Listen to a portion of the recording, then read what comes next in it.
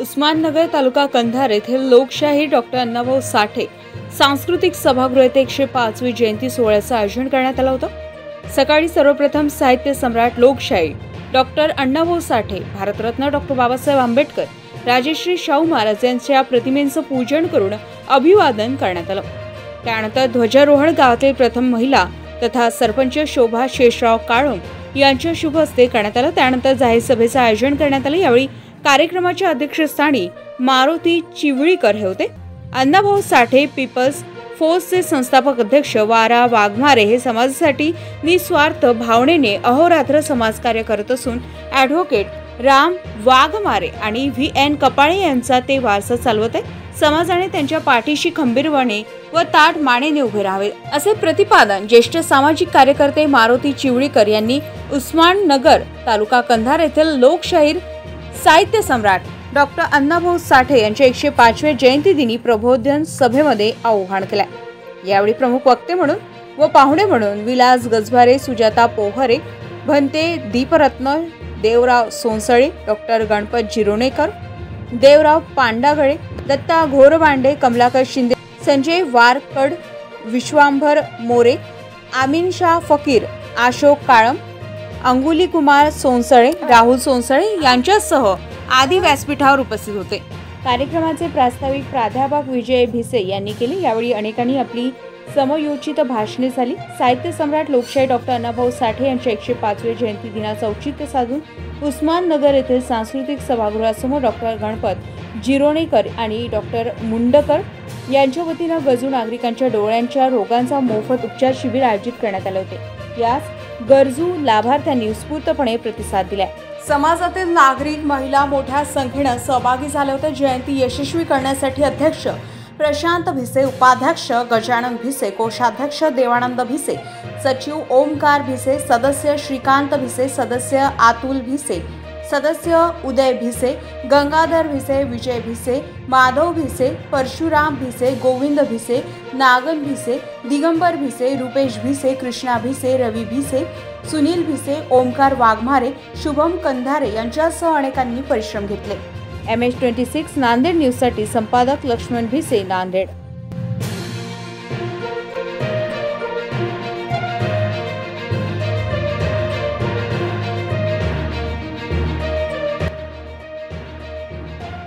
जयंती सोहळा केवळ आपल्या गावापुरता नाही तर खऱ्या अर्थाने आपलं गाव या परिसरातील समाज बांधवांना दिशा देणारं, दिशादर्शक असं गाव आहे आणि त्यामुळे आपल्या गावात सुरुवात झालेली जयंती सोहळा हा इतर गावांनाही प्रेरित करतो।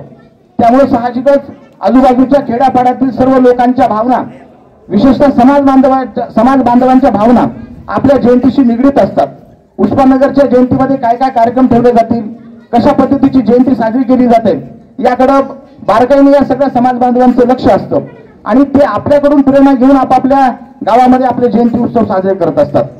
त्यामुळं आपल्याला जयंती साजरी करत असताना इतरांना आदर्शवत वाटली पाहिजे अशा पद्धतीची जयंती साजरी होणं आपल्या समाज बांधवांकडून आपल्याला अपेक्षित आहे। त्यामुळे जयंती मंडळाच्या सर्व पदाधिकाऱ्यांना आणि आपल्या येथील सर्व समाज बांधवांना माझी विनंती आहे की आपल्या जयंतीमध्ये आपण मोठ्या उत्साहाने सहभागी होणं आणि आपल्या महामानवांच्या प्रती आपल्या मनामध्ये असलेला आदर आहे आणि त्यांच्या विचाराचं अनुकरण करणं खऱ्या अर्थाने कर्मप्राप्त आहे आणि त्यामुळं आपण अशा पद्धतीची आदर्श जयंती साजरी करत असताना या ठिकाणी मान्यवरांना या ठिकाणी पाचारण केलेलं आहे। मान्यवर मोठ्या प्रमाणात या ठिकाणी उपस्थित आहे आणि ते आपलं मनोगतही व्यक्त करणार आहे। तेव्हा मी माझं प्रस्तावित जास्त न लांबवता खऱ्या अर्थाने आलेल्या पाहुण्यांचं आपण सगळेजण ऐकूया अशा पद्धतीची आपल्या सगळ्यांना विनंती करतो आणि मी माझं प्रस्तावित थांबवतो। धन्यवाद। शरणम गच्छामि, संगम शरणम गच्छामि। Good morning everyone. My name is Rishabh Bise. Today we are celebrating Annaભાऊ Sathe birth anniversary. Now I am going to tell about Annaભાऊ Sathe. Annaભાऊ Sathe is famous writer. Annaભાऊ Sathe is born on 1st August 1920. He is writing for the pain of true people. We will always remember Annaભાऊ Sathe as a voice of the people. Thank you. Jai Bhim, Jai Anna, Jai Lord. Everyone, my name is Sriyesh Bisse. Today we are celebrating Anna Bhau Sate birth anniversary. Now I am going to tell about Anna Bhau Sate. Anna Bhau Sate is famous writer. Anna Bhau Sate was born on 1st August 1920. He is writing show and kind of poor people. We will always remember Anna Bhau Sate. But Anna Bhau Sate as a wise people. Thank you. जय भीम, जय अन्ना, जय लवजी. नमस्कार, माझे नाव श्रद्धा गोंदते. मी आज तुम्हाला अण्णाभाऊ विषयी 2 शब्द सांगणार आहे.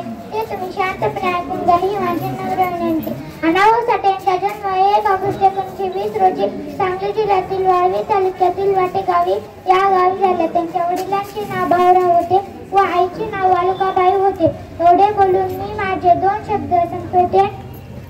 जय अण्णा, जय लवजी, जय शिवराय. जय भीम. असं शिकाव शिका शिका सारे जगत तुझ्यापेक्षा झुका. मेथीची भाजी खुडू नका. अण्णा भाऊचं नाव मोडू नका. मुलीचे नाव करायचे शाखेले सांगून माझे भीमराव. अण्णाभाऊ साठे हे प्रसिद्ध समाज सुधारक, लेखक आणि लोककवी होते. त्यांचा जन्म 1 ऑगस्ट 1920 रोजी महाराष्ट्र झाला. ते मातंग समाज होते आणि दलितांचे कैरवी होते. त्यांचा मूळ नाव तुकाराम भाऊराव साठे होते. यांनी मराठीतून लेखन करून लोकसाहित्यांचा प्रचार केला. अण्णाभाऊ साठे यांनी 30 कादंबऱ्या आणि 10 नाटके लिहिली. एवढे बोलून मी माझे 2 शब्द संपवतो. जय हिंद, जय भारत, जय अण्णा, जय लवजी. सर्वप्रथम साहित्यरत्न लोकशाहीर अण्णाभाऊ साठे यांच्या प्रतिमेस त्रिवार वंदन करतो. खरं तर मी पहिल्या प्रथम आपल्या जयंती मंडळाचे अध्यक्ष प्रशांत भिसे, उपाध्यक्ष गजानन भिसे, सचिव ओमकार भिसे, कोषाध्यक्ष देवानंद भिसे, सदस्य श्रीकांत भिसे, उदय भिसे, अतुल भिसे, शुभम उत्तम कंधारे या सर्व जयंती मंडळाच्या सदस्यांचा मी आभारी आहे की त्यांनी लोकशाहीर साहित्यरत्न अण्णाभाऊ साठे यांच्या जयंतीनिमित्त उपस्थित राहण्याची संधी या ठिकाणी आम्हाला दिली.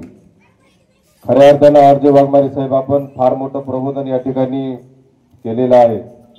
आपण आपल्या समाजाबद्दल ज्या काही अडचणी आहेत, आपला समाज कसा उपेक्षित आहे याचं सविस्तर असं आपण या सर्वांना मार्गदर्शन केलेलं आहे. त्यामुळं मी काही जास्तीचं बोलावं असं या ठिकाणी मला तर वाटत नाही. कारण आपणाला आणखीन माझ्यानंतर आदरणीय चोळीकर साहेबांचं सुद्धा अध्यक्षांचं या ठिकाणी मार्गदर्शन घ्यायचं आहे. तरी मी आपल्याला 1-2 शब्दात या ठिकाणी सांगू इच्छितो की आपण सर्वजण सध्याच्या प्रचलित काळामध्ये सुजाण नागरिक आहात. माझा सर्व युवा सहकारी मित्र या ठिकाणी आपापल्या परीने या ठिकाणी काम करतोय. लोकशाहीर साहित्यरत्न अण्णाभाऊ साठे यांनी आपला समाज हा वंचित, गोरगरीब, दीनदलित समाज कसा पुढे जाईल यासाठी सतत प्रयत्न केलेले आहेत. त्यांनी पोवाड्याच्या माध्यमातून, साहित्याच्या माध्यमातून आपल्या समाजाचं नाही तर प्रत्येक समाजाचं भलं करण्याचा या ठिकाणी विचार केलेला आहे. अशा या महान साहित्यरत्नास मी त्रिवार वंदन करतो. आपण आपल्या समाजासाठी काय करावं, काय देणं आहे ही जर जाण आपल्या प्रत्येकाला असेल तर आपला समाज निश्चितच प्रगती केल्याशिवाय राहणार नाही. मी या ठिकाणी आपल्या सर्वांना सांगू इच्छितो. कारण आपण काय करतोय, मी स्वतःचं, मी माझं कुटुंब, माझे आई वडील, माझे पती पत्नी एवढ्या पुरतच मर्यादित या ठिकाणी आपण प्रत्येक जण झालेला आहे. पण आपण असं न करता माझ्या शेजारचा, माझ्या गावचा, माझ्या बाजूचा, माझ्या तालुक्याचा, माझ्या जिल्ह्याचा हा जर विचार आपण प्रत्येकाने केला तर आपला समाज निश्चितच पुढे जाईल व सुधारला जाईल. मी एवढं याच ठिकाणी सांगतो. खऱ्या अर्थानं वाघमारे साहेब हे पोटतिडकीतून आपल्या सर्वांना या ठिकाणी बोलत होते की आपल्या गावातील अंतर्गत प्रश्न असेल, बाहेरचा प्रश्न असेल, कुठल्या तालुक्याचा, जिल्ह्याचा, महाराष्ट्राचा, सर्व प्रश्नांवर त्यांनी या ठिकाणी उहापोह केलेला आहे. त्यामुळे मी आपल्या सर्वांना या ठिकाणी एवढंच सांगतो की लोकशाहीर साहित्यरत्न अण्णाभाऊ साठे यांच्या जयंतीनिमित्त आपला समाज हा एकत्र आला पाहिजे आणि आपण सर्वांनी मिळून एक दिशा ठरवून एकाच्या पाठीमागे आपण या ठिकाणी राहिलं पाहिजे. एवढंच मी आपल्याला या जयंतीच्या माध्यमातून सांगतो.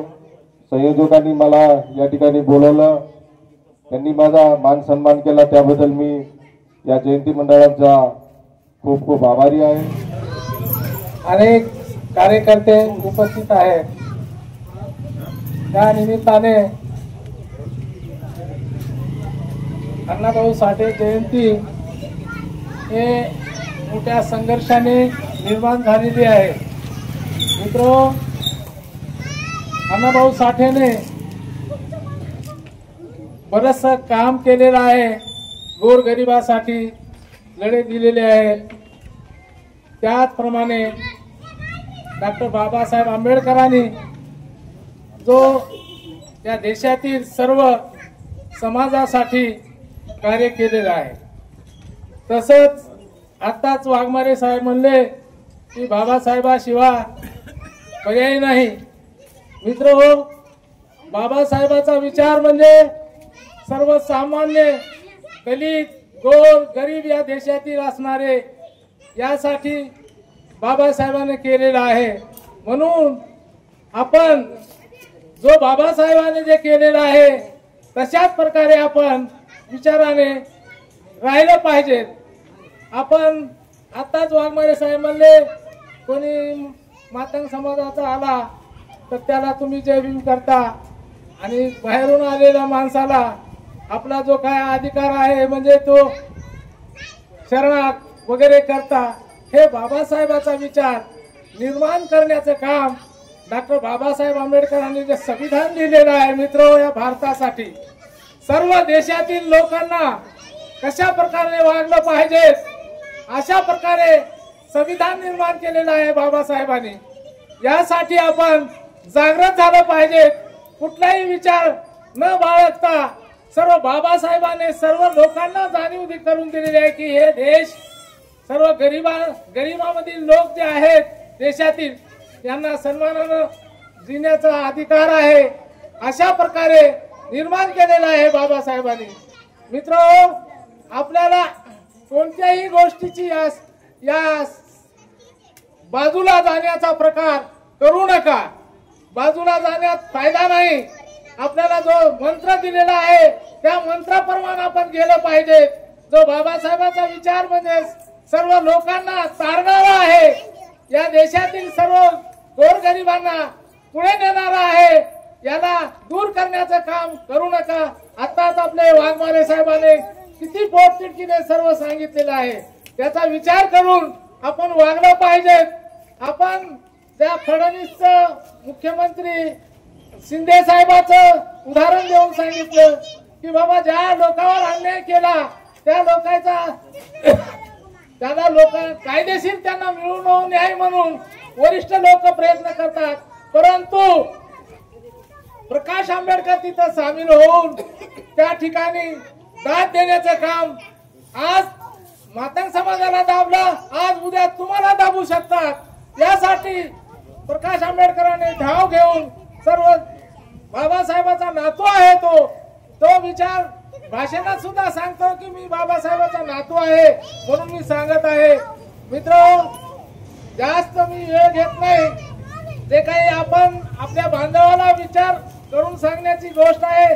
वाघमारेने जे सांगितलेलं आहे एक ना एक गोष्ट सांगितलेली आहे त्याचा आपण सन्मान केला पाहिजे. आपल्या गावातला आहे तो चांगल्या प्रकारे पूर्वीपासून तो काम करत आहे.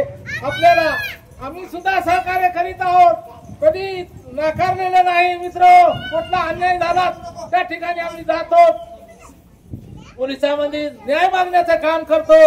अशाच प्रकारे काम करत राहा, चांगल्या प्रकारे वागा.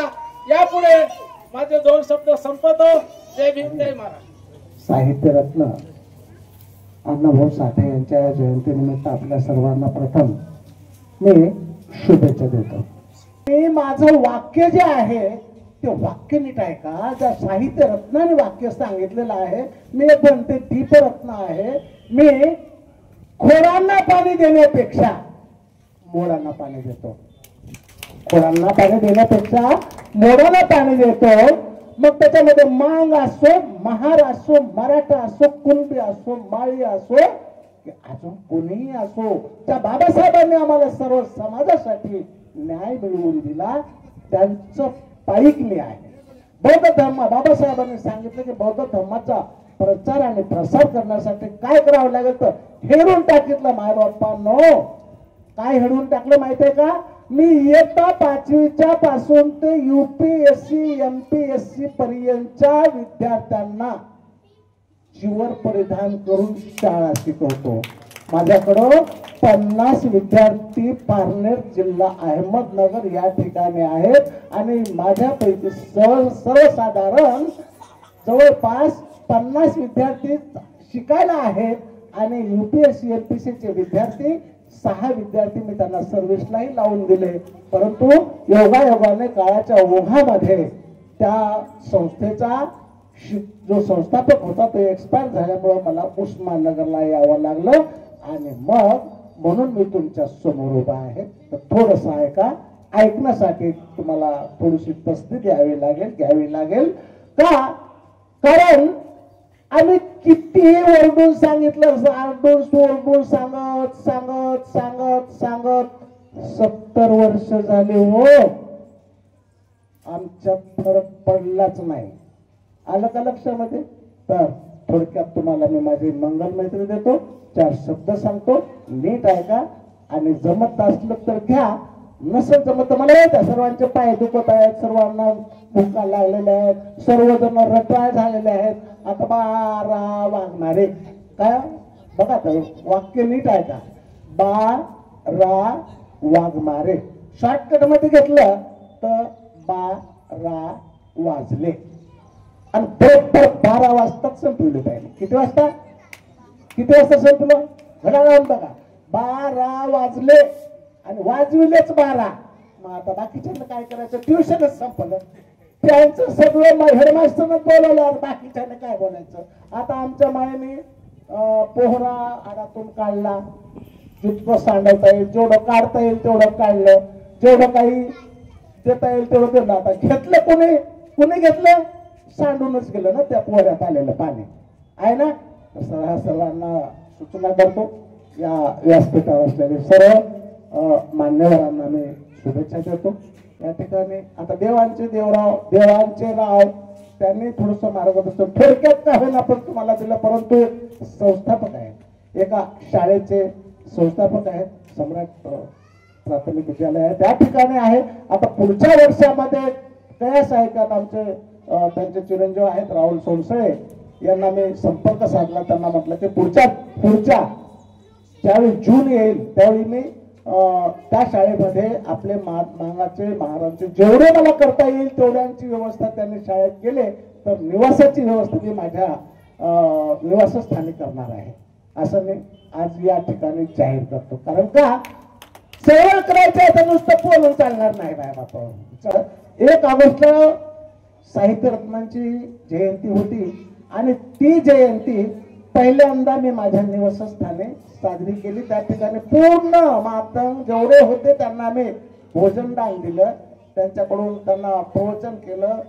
लोंढे परिवार जेवढा आहे त्या ठिकाणी देवराम मामाचे आहे त्यांच्यासोबत त्यांच्या एरियामध्ये सुरुवात मी त्या ठिकाणी केली. त्या ठिकाणी जयंती साजरी केली, त्या ठिकाणी भोजनदान दिलं. त्यांच्याकडून त्यांना छोट्या छोट्या मुलांना भाषणं लिहून दिली. मोठ्यांचे भाषणं नाही ठेवली, छोट्यांचे. कारण माझं वाक्यच आहे की खोडांना पाणी देण्यापेक्षा मोडांना पाणी देणे. म्हणून लहान लेकरांना जितकं शिकवता येईल तेवढं शिकवायचं आहे. त्यांनी उपस्थित राहिलो. सर्वांना माझ्यातर्फे हार्दिक हार्दिक मंगल शुभकामना. अण्णाभाऊ साठेंच्या देते. शाहीर अण्णाभाऊ साठेंचा, शाहीर अण्णाभाऊ साठेंचा, डॉक्टर बाबासाहेब आंबेडकरांचा, डॉक्टर बाबासाहेब आंबेडकरांचा. साधू साधू साधू. सर्वांचे मंगल हो, सर्वांचे कल्याण हो, सर्व आयुष्यमान हो, दीर्घायुष्य हो. आपल्या सर्वांच्या सर्व मनोकामना पूर्ण हो. आपल्या प्रत्येकाच्या घरामध्ये घराघरामध्ये अण्णाभाऊ साठेंचा फोटो असावा. त्या अण्णाभाऊ साठेंच्या कादंबऱ्या पुस्तकांचं प्रकाशन व्हावं ही अपेक्षा व्यक्त करतो. नमो बुद्धाय. जय भीम. आणि म्हणून आपण जर जयंती साजरी करत असताना काही गोष्टींचं जर अवलोकन केलं तर जवळपास 80च्या पिरियडमध्ये पहिल्यांदा उस्माननगरमध्ये अण्णाभाऊ साठेंची जयंती साजरी झाली, सुरुवात केली. त्यावेळेला अण्णाभाऊ साठे हे कोणालाही माहिती नव्हते.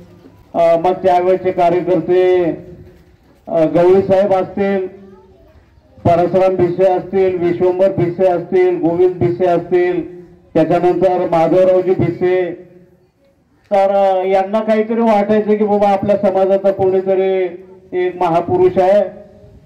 पुढच्या वर्षी कळायचं की तो अण्णाभाऊ साठे कामगार होते, कंपनीमध्ये काम करत होते. मग कोणीतरी अण्णाभाऊ साठेंची एक फोटो आणून दिली आणि मग त्यावेळेला कोणी वर्गणी द्यायचं किंवा नाही द्यायचं आणि त्यांच्या पद्धतीनं फोटो ठेवायचा, गुलाल उधळायचा, जागेवर पाया पडायचं. आणि मग राम वाघमारे असतील, VN कपाळे असतील, जयराम बाबा सोनटके असतील, कदाचित त्यावेळेला थोडेसे लहान मारुती चिवळीकर असतील, अशा पद्धतीनं काही कार्यकर्ते अण्णाभाऊंचा विचार गावोगाव जाऊन सांगू लागले.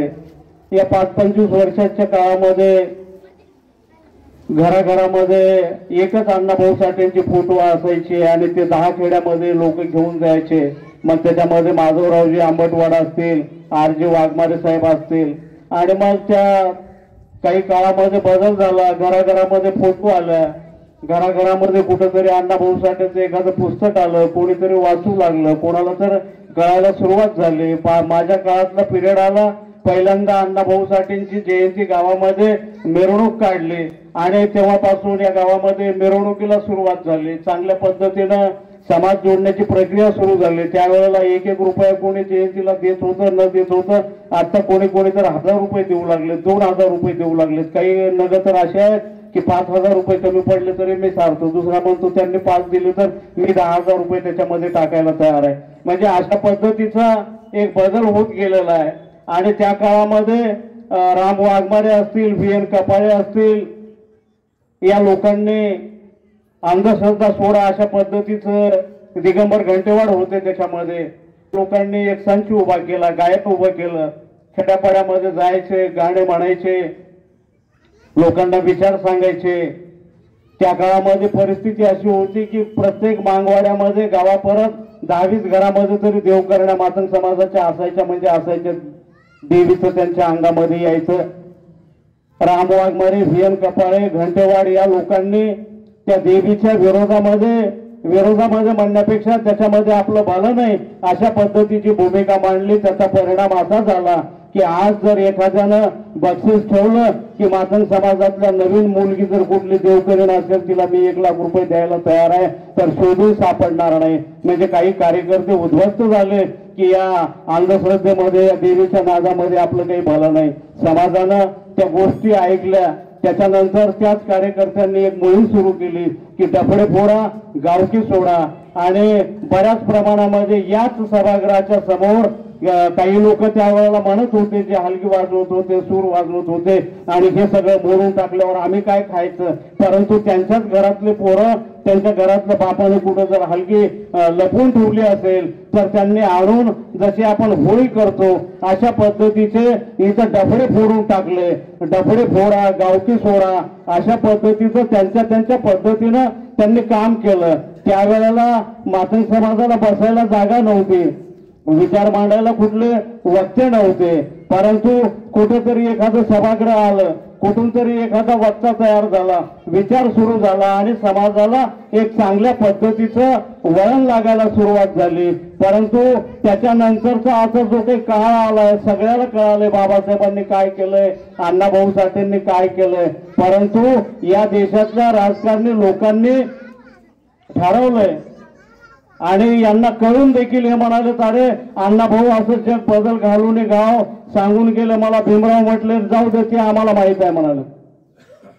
आणि हे कशासाठी म्हणू लागले, तर इथले राजकारणी लोक गावा परत 1-2 मांगांचं भलं करत निघाले. 2 मांगाचं आपण भलं केलं की पूर्ण मांगवाडा 5 वर्ष आपल्या मागे राहतोय आणि ते दोघं पोटं भरणारे म्हणू लागले की नाही आमचं भलं होऊ लागले आणि समाजाचं काही आज कोणाच्या मागे गेलं कोणाला पाठिंबा दिला तर आपला फायदा होईल अशा पद्धतीची मेंटॅलिटी झाली. म्हणून ज्या इमानदारीच्या भावनेनं ज्यांनी समाज जागवण्याचं काम 25 वर्षाच्या 30 वर्षाच्या आधीच्या लोकांनी केलं त्याच्यातले अर्ध्याच्या वर लोक मरूनही गेलेले आहेत आणि आज समाजातले लोक स्वाभिमानाची भाषा बोलतात.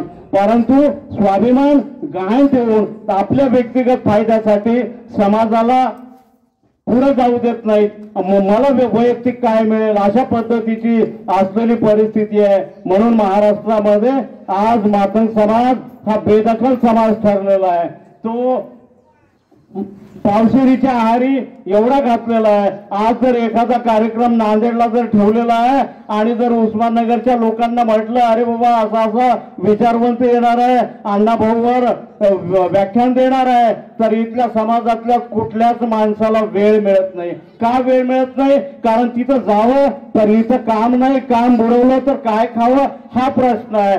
आणि मग मोठ्या मुश्किलीनं कसा तरी वेळ मोदीची सभा आहे म्हणलं तर मग 5-25 माणसं काढतात. राहुल गांधीची सभा आहे म्हटलं की 5-25 माणसं वेळ काढतात. का? कोणीतरी गाडी बांधून दिलेली असती, कोणीतरी जाण्या येण्याची व्यवस्था केलेली असती, त्या दिवसभराचं 100 रुपये मिळतात. पण आमच्या जातीच्या भल्यासाठी बेंबीच्या देठापासून रक्त आटवून काहीतरी यांच्यासाठी करण्यासाठी सांगण्यासाठी प्रयत्न करत आहेत. त्यांचा मात्र विचार ऐकायला जायचा नाही. कोणी सांगत असेल तर त्याचं समजून घ्यायचं नाही. का? त्याच्यात आमचा काही फायदा नाही. ही मेंटॅलिटी समाजाचा सर्वनाश करत आहे. त्याचा परिणाम आज आपल्याला लक्षात येईल की अण्णाभाऊ साठेंची जयंती ही 22 ऑगस्टला दरवर्षी होते. या दिवशी 20 ऑगस्टला घ्यावी लागली. का? 22 ऑगस्टला पोळा आहे. मग असेल तर काय होतंय? मी अनेकांना विचारलं, उस्माननगरमध्येच झालंय असं नाही, अनेक गावामध्ये 22 ऑगस्टला अण्णाभाऊ साठेंची जयंती होती. मी अनेक गावातल्या लोकांना विचारलं तर मातंग समाजाचे लोक सांगतायत नाही पोलिसांची संख्या कमी आहे, पोलीस त्या पोळ्याला बंदोबस्त देईल की इकडे देईल, होमगार्ड 4-2 हात. अरे अण्णाभाऊ साठेंची जयंती साजरी करायची 22 ऑगस्टला हा आपला विषय आहे. पोलिस आहेत का नाहीत याचा तुम्हाला विचार करायची काय गरज आहे? ते पोलिसांचा विचार असेल अरे अण्णाभाऊंच्या जयंतीला कसा बंदोबस्त द्यायचा, पोळ्याला कसा बंदोबस्त द्यायचा हे पोलिसांचं काम आहे, मांगांचं काम आहे का? आपले साहेब कसं करतील, त्या गावला जातील की या गावला जातील त्या गावला? आपल्याला पोलिसांचा विचार करायची काय गरज आहे? माहित आहे नांदेडमध्ये 14 ऑक्टोबरला सगळे बौद्ध रस्त्यावर येतात. 14 ऑक्टोबरला दसरा असतो, सगळे हिंदूचे लोक रस्त्यावर येतात. 14 ऑक्टोबरला शिखांचा हल्ला बोल असतो, तलवारी काढून येतात रस्त्यावर.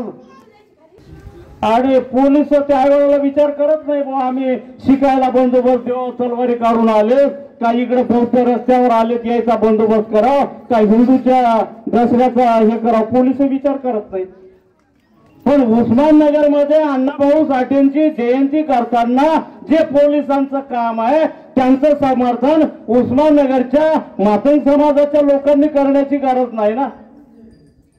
गावामध्ये गाव खूप मोठं आहे, रस्ते अनेक आहेत. प्रत्यक्षात पोळा हा दुपारच्या नंतर होतो, दुपारपर्यंत आम्हाला सभा घेता येते. पोळा 5 वाजेपर्यंत संपतो, 5 वाजता आम्हाला मिरवणूक काढता येते. परंतु पोलीसही अडवत नाहीत, कारण भारतात लोकशाही आहे. पोलिसांना अधिकार नाही तुमची आमची जयंतीची तारीख बदलून घ्या म्हणून म्हणायला. कारण एखादा जर वाईट प्रसंग आला आणि मी ठरवलं मला कधी जयंती करायची तर त्यावेळेला पोलीसवाले माफ नाही करत, आधी त्या तारखेला जयंती केलेली आहे का याचे पुरावे बघतात आणि मग तिचं मान्यता देतात. आणि मग एवढ्या दिवसापासून कंटिन्यू चालत आलेली जयंती पोळ्यासाठी बदलली, पोलिसांनी बदलली नाही. मी त्याचा सगळ्या कार्यकर्त्यांच्या संपर्कामध्ये होतो.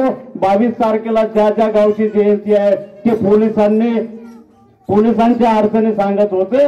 माझ्या लक्षात असं आलंय की पोळ्याच्या दिवशी बँड वाजवायला जायचंय, पोळ्याच्या दिवशी त्या मालकाचा बैल धरायचा आहे आणि मग जयंती करावं की मालकाचा बैल धराव, पोळा वाजवाव की जयंती कराव, याच्यासाठी मातंग समाजाच्या कार्यकर्त्यांनी 22 तारखेला जयंती करायचं नाकारलेलं आहे. कोणाचा आम्हाला काही विरोध नाही, परंतु पूर्वी आम्हाला रस्त्यावर फिरू देत नव्हते, बंदी होती. बाबासाहेबांनी आम्हाला मिरवणुका काढण्याचा अधिकार दिलाय, रस्त्याने फिरण्याचा अधिकार दिलाय आणि 22 तारखेला मागायनं रस्त्यावर फिरायचं नाही, बैलानं फिरायचं असो. आणि मातंग समाजाला कार्यकर्ता नाही की मी 22 तारखेला जयंती केल्याशिवाय राहणार नाही, तुम्हाला काय करायचं ते करा. तर त्यावेळेला पोलिसांनी ऐकलं असतं आणि पोळाही त्याच दिवशी झाला असता, अण्णाभाऊ साठेंची जयंती त्याच दिवशी झाली असती. परंतु आम्ही एवढे मुरगार झालेले आहोत, आम्ही एवढे हातबल झालेले आहोत, इथल्या प्रशासनाच्या विरोधामध्ये न्याय मागण्याचा आम्ही आमचा हक्क गमावून बसलेलो आहोत.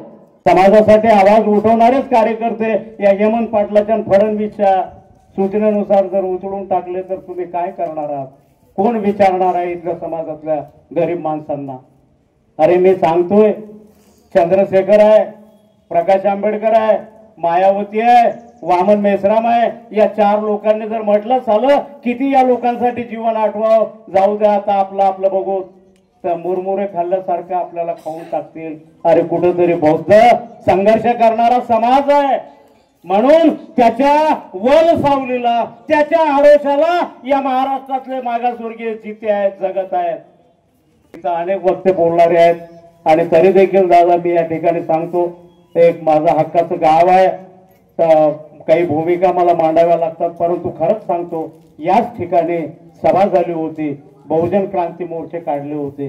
तर माझ्या गावात चर्मकाराचे लोक आहेत, काही मुस्लिम आहेत, काही इतरही ओबीसीचे लोक आहेत, निळा झेंडा घेऊन बाबासाहेबांचे इथंच गाणे वाजू लागले. सगळे मातंग समाजाचे लोक, ज्याला काय म्हणू, हास्यस्मित होतं, सगळे आनंदित होते की बहुजन क्रांती मोर्चे काढण्यासाठी कुठल्याही सांबारानं म्हटलं नाही. त्यांना तर लोक म्हणत होते, अरे तुम्ही मातंग समाजासोबत कसं काय, तुम्ही बुद्धासोबत कसं काय?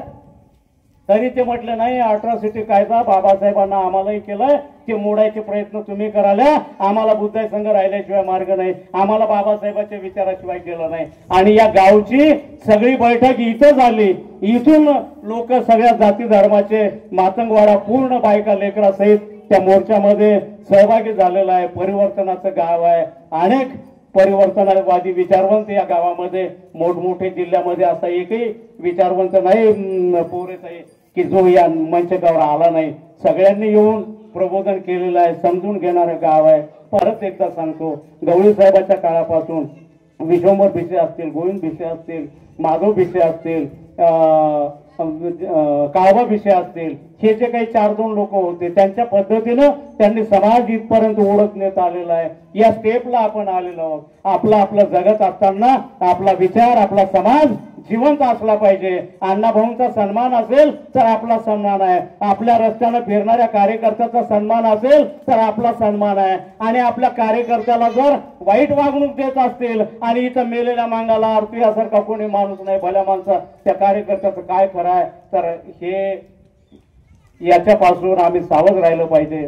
प्रामाणिकपणे हे गाव प्रबोधनाच्या बाजूचं आहे. सगळे समजदार भोळे बाबडे अडाणी लोक आहेत.